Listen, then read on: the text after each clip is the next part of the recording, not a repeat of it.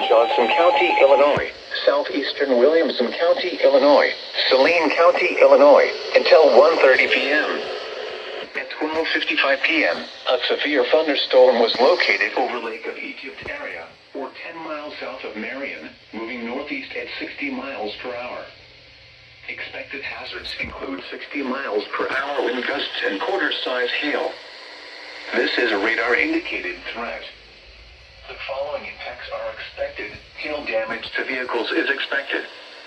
Expect wind damage to roofs, siding, and trees. Locations impacted include Harrisburg, El Dorado, Goreville, Creel Springs, Carrier Mills, Lake of Egypt area, Raleigh, Stone Ford, New Burnside, and Muddy. This includes the following highways: Interstate 24 in Illinois between mile markers 1 and 8. Interstate 57 in Illinois between mile markers 41 and 48.